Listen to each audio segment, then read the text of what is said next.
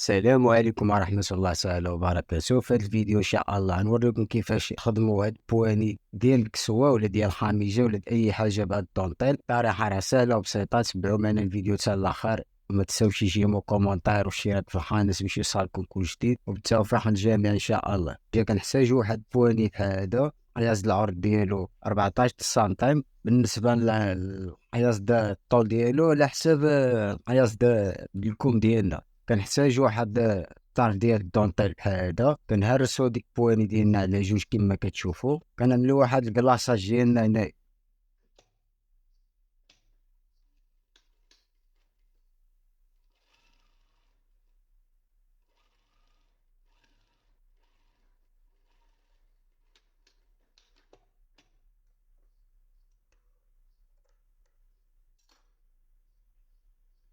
من بعد كنجيبو الكم ديالنا، كنعملو الدونطيل من التحت.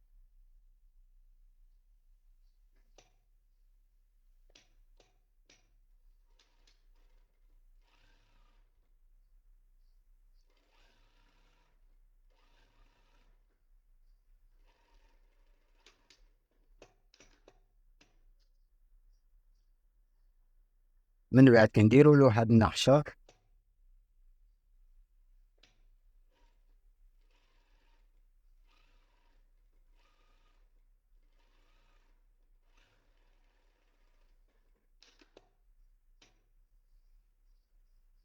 وكيجينا الكم ديالنا على هاد الشكل هذا كما كتشوفوا.